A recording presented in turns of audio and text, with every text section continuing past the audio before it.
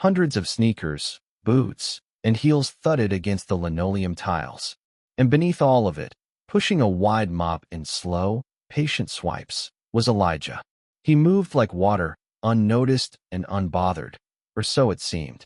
A faded gray uniform, a ring of keys that jingled faintly with every step, and a name tag that simply read E. Monroe. No one asked his name. They didn't need to. To them, he was just the janitor, the one who cleaned up their messes and stepped aside when they passed. They barely looked down as they hurried past him. "Hey, you missed a spot," a senior muttered as he walked by, pointing at a smudge he'd just tracked in himself. His friend snickered. Elijah said nothing. He gently moved the mop over the mark. Once, twice, slow enough for the sound to register, but not loud enough to be defiant. From behind, the voice of Vice Principal Renner cut through the noise like a knife. "Mr. Monroe," she said curtly, "the science wing is still a mess. There's a spill in Lab 3. You were supposed to be there 20 minutes ago." She didn't wait for a response. Just walked away, heels clicking. No eye contact. No thanks. Just a command, like she was talking to a malfunctioning vending machine. Elijah paused. His eyes followed her retreating figure, then drifted down to the polished floor beneath his feet. The floor he just finished. The one no one ever really saw. He took a breath, adjusted his grip on the mop, and turned toward the science wing. It wasn't the first time they'd underestimated him, and it wouldn't be the last. Lab 3 was a disaster. Broken glass sparkled across the tile like jagged ice. A thin film of something viscous and orange dripped from the countertop onto the floor, pooling near a stack of untouched worksheets. The room smelled like vinegar and melted plastic, some ill-advised experiment gone wrong.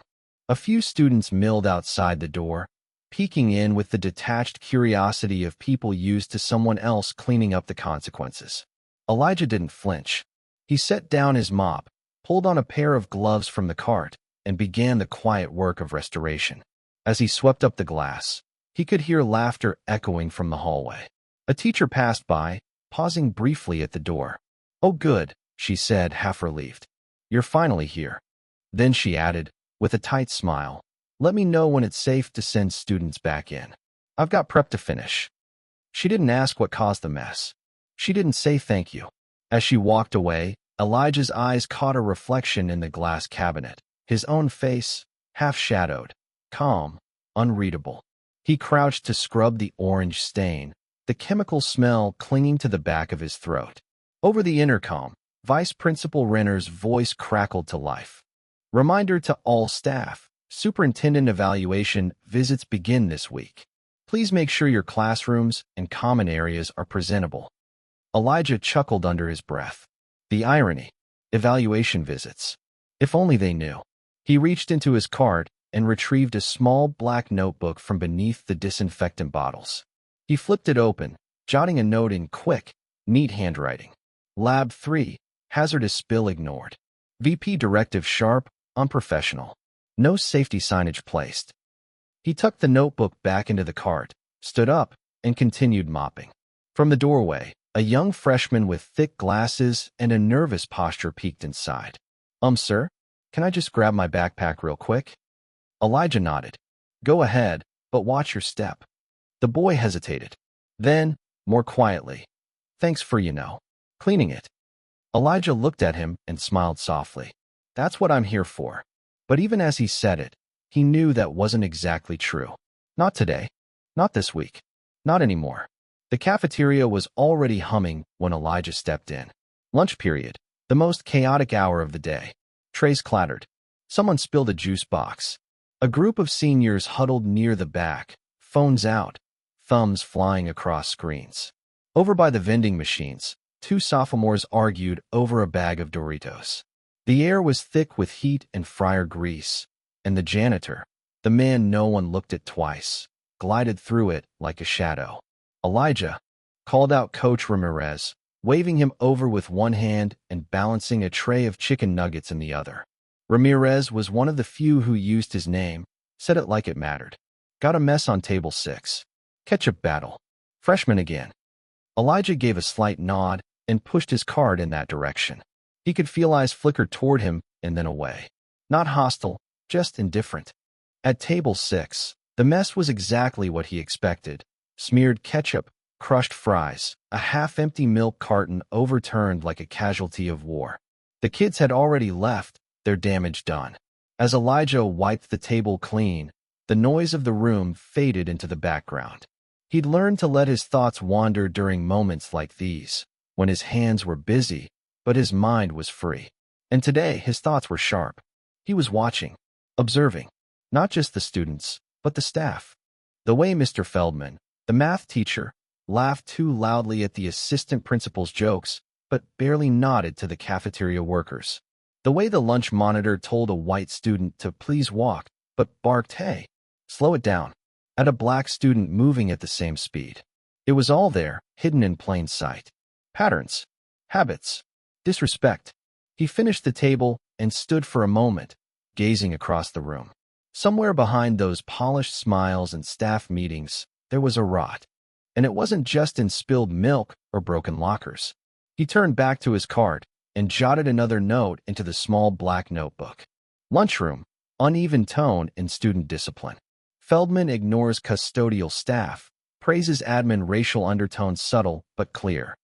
As he slid the notebook away, he caught a glimpse of Vice Principal Renner entering the room from the far doors. Her eyes scanned the cafeteria like a hawk. She didn't see him. Correction, she saw him. She just didn't recognize him. The hallway emptied in waves after lunch, leaving only echoes and wrappers in its wake. Elijah moved methodically, picking up what others had dropped, literally and metaphorically. As he rounded the corner near the library, he spotted two students, both black, standing by the water fountain. They weren't doing anything, just talking, laughing lowly, their backpacks slung casually over one shoulder. But the moment Vice Principal Renner turned that same corner, her stride stiffened. "Excuse me," she said sharply, her voice slicing the air. "Shouldn't you two be in class?" They looked up, startled. One started to explain, "We just got out of." "I don't want excuses," she snapped. "You're not new here. You know the bell means move. Now go." The boys exchanged a glance and walked off without a word. Not defiant, just tired. The kind of tired that gets passed down. Renner didn't notice Elijah standing just a few feet away, his mop paused mid-swipe. Or maybe she did and chose not to care. Moments later, a pair of white girls rounded the same corner, giggling as they scrolled through something on one of their phones. Renner watched them walk by, smiled thinly, and said nothing. Elijah stood silently, his jaw tight. He let the silence stretch, then resumed his work with slow precision. The mop glided over the tile like a question unasked. Later, as he cleaned near the faculty lounge, he overheard snippets of conversation through the cracked door. "New superintendent starts this week," someone muttered. "Oh, I heard he's black," another replied, like it was a confession. "Wonderful," came Renner's dry voice. "Let's just hope he stays in his lane." Elijah froze, not from shock, from confirmation. He reached into his pocket and opened the notebook once more. Renner, vocal disdain for new superintendent. Disparate discipline observed. Racial bias increasingly apparent. He closed the notebook softly. The warning bell rang overhead. And somewhere deep inside, Elijah felt the story of this school bending toward a reckoning. That afternoon, the halls held a different kind of quiet. Students were tucked into classrooms. A test was being administered in room 218. The intercom buzzed with announcements about college prep and Spirit Week. And Vice Principal Renner, clipboards in hand, was conducting her daily rounds, not out of concern, but control. She passed Elijah near the front office without a glance. "Mop up faster, please," she muttered, not even slowing her pace. "Superintendent's visit could be any day now. We need to look clean, at least." Elijah didn't look up, just said, "Yes, ma'am," in a voice so even, it almost sounded dull. But something about that voice made her pause. She turned back, giving him a longer look this time, eyes scanning his face like she was trying to place him. He stared at the mop, kept his posture neutral. "Have you worked here long?"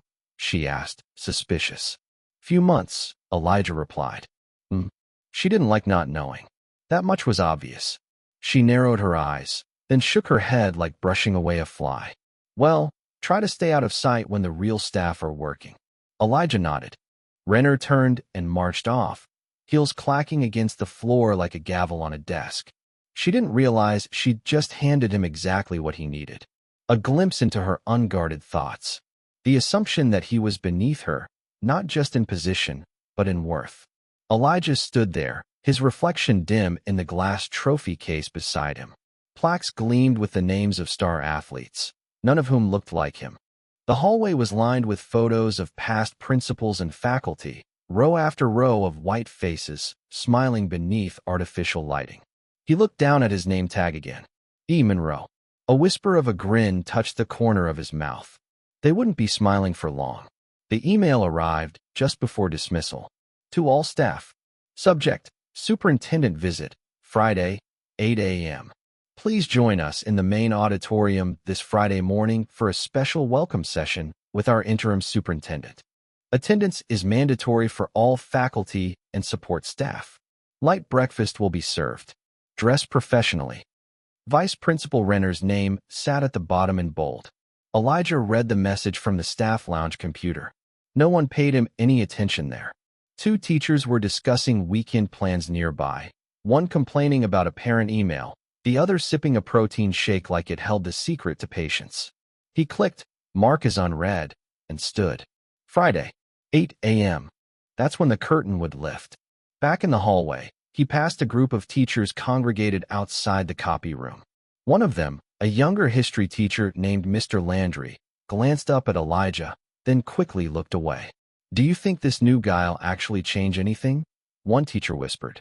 "Doubt it," another replied. "They never do." "Honestly," Landry added, "I just hope he doesn't start with the whole equity audit thing.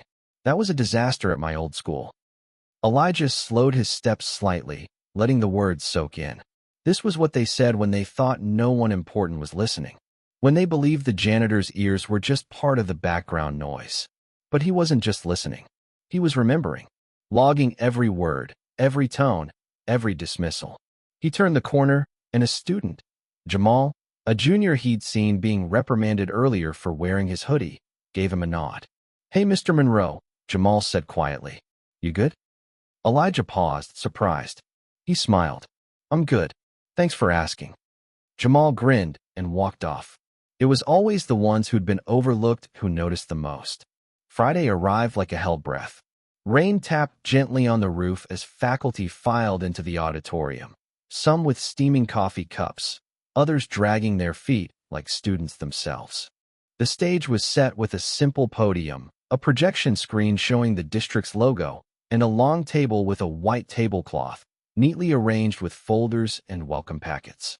Vice Principal Renner stood near the front, clipboard in hand, issuing last-minute instructions to the custodial team, most of whom had arrived early, set up chairs, arranged the tables, and now stood quietly along the back wall, as if not part of the event they had built.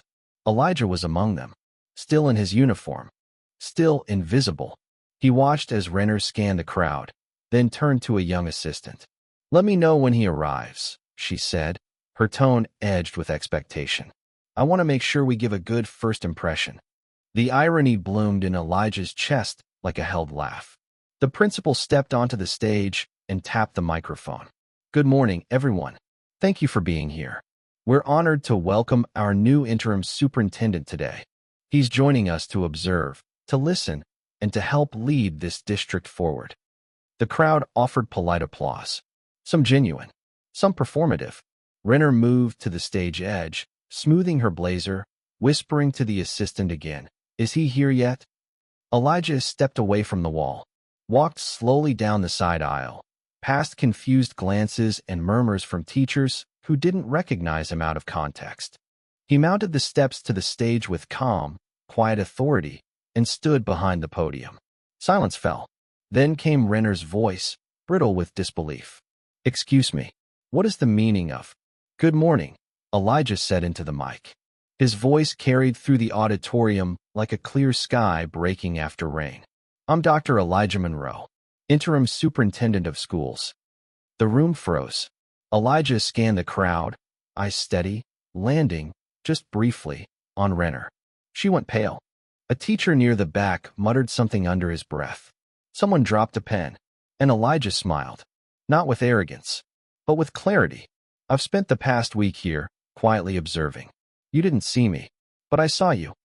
I came to this school not to be introduced with fanfare, Elijah continued, his voice smooth but unyielding, but to see it as it truly functions, when no one's looking. The silence was thick, uncomfortable. Even the occasional cough or rustling coat had vanished. I walked these halls. I cleaned your classrooms. I ate alone in the staff lounge. I watched how students were treated, how support staff were spoken to, how invisible some of us become when people think they hold the power.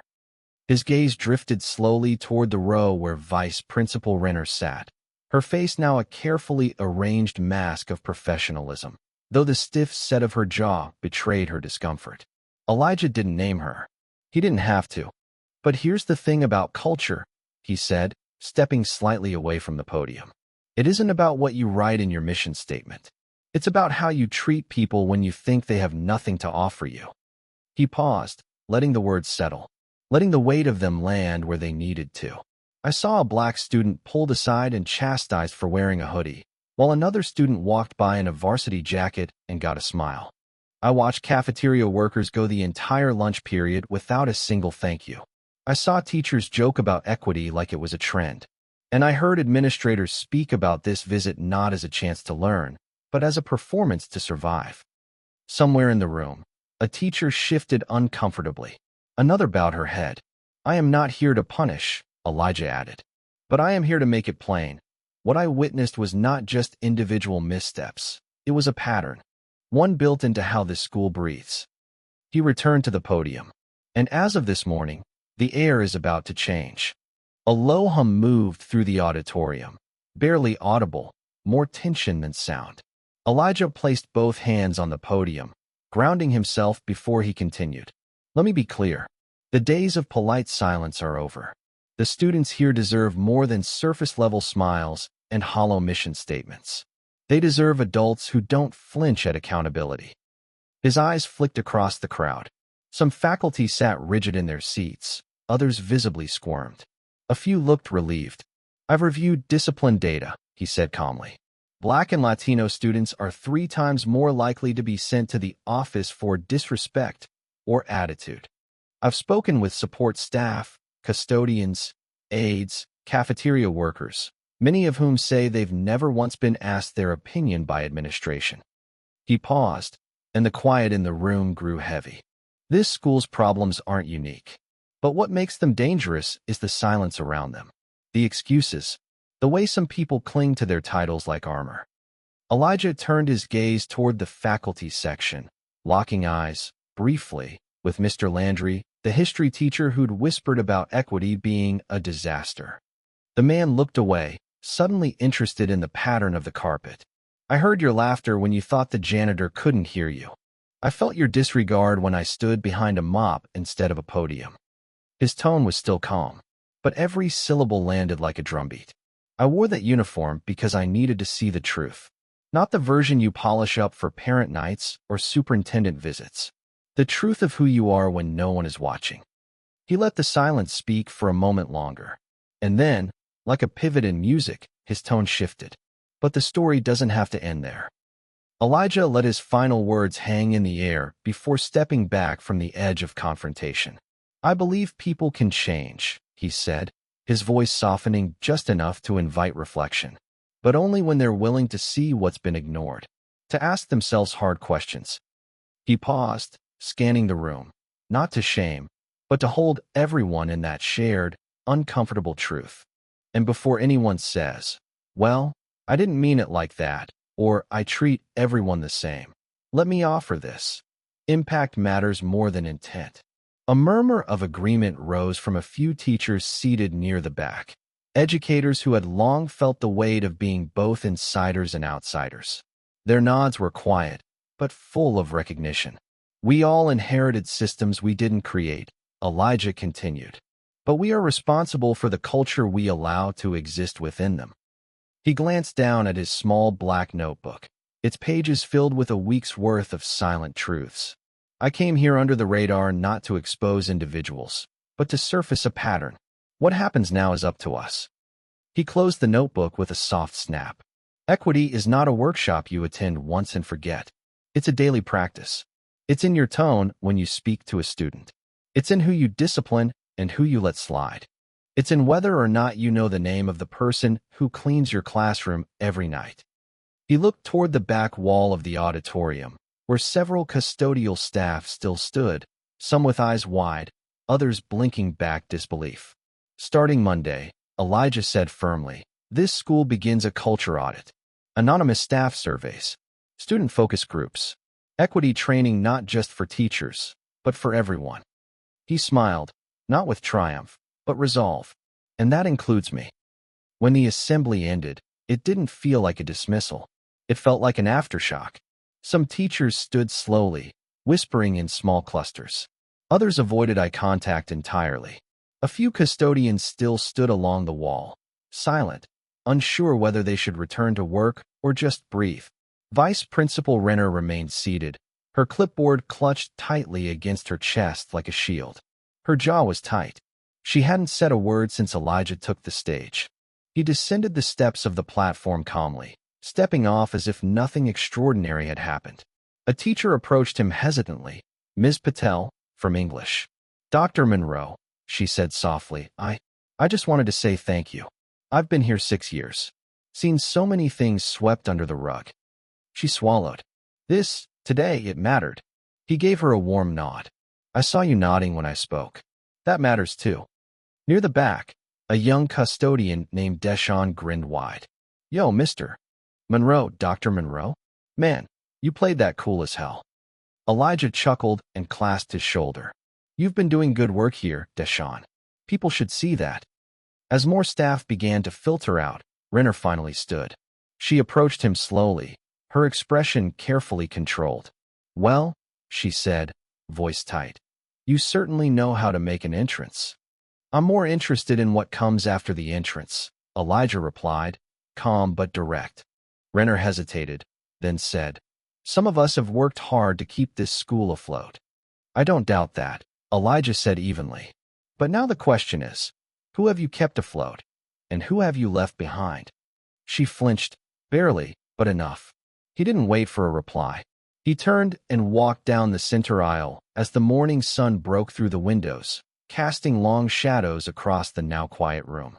And for the first time all week, everyone saw him. By Monday, the school felt different. Not transformed, but aware. The air carried something sharper than fear, accountability. Staff glanced twice before speaking. Hallway whispers were quieter. The laughter that once followed microaggressions now hung awkwardly in the throat. A large bulletin board near the main office had been updated overnight. "Equity and Culture Initiative. Share your voice." Beneath it, stacks of anonymous survey forms and QR codes for digital responses. Students noticed too. "Yo," Jamal whispered to his friend in the cafeteria. "Mr. Monroe's the superintendent? Man, that's cold." Bro walked past Renner like she didn't even exist, his friend laughed. But deeper than the jokes, something was settling in. Teachers who had never spoken to custodians before were now saying good morning. Cafeteria staff were thanked out loud. And Renner? She was quieter now, her smile tighter. Controlled. Elijah moved through the halls that day not as a ghost, but as a presence. He visited classrooms, sat in on meetings, observed interactions not as a janitor, but as a leader with memory. At one point, he stood quietly by the main stairwell, watching as a young black student was about to be written up for talking back. Elijah stepped forward gently and asked the teacher, "Can I speak with him first?" The teacher paused, startled, but nodded. Elijah led the student aside. "You okay?" he asked. The boy nodded, clearly tense. "I wasn't yelling or anything. I just said I didn't agree." "That's not a crime," Elijah said softly.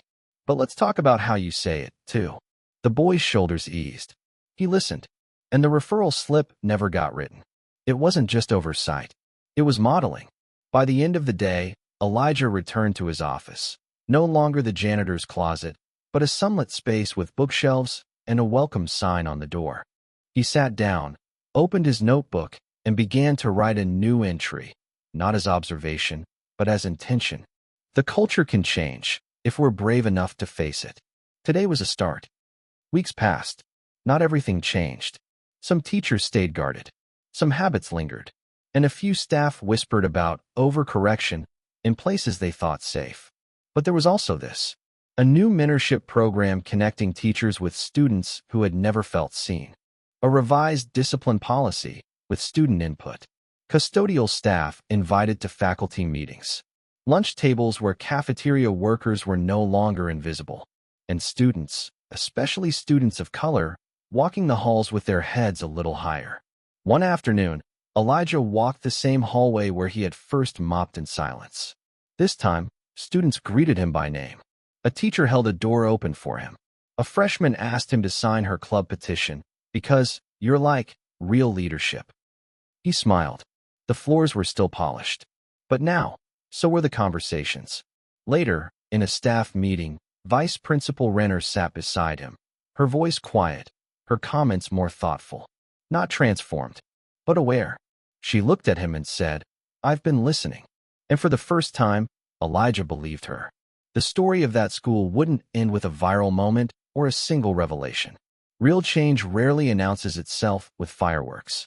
It shows up in routines, in who speaks and who is finally heard, and in the quiet knowledge that once, the man they overlooked changed everything by first choosing not to be seen. Thank you for watching. Subscribe me and hit the notification bell to not miss new stories. Bye.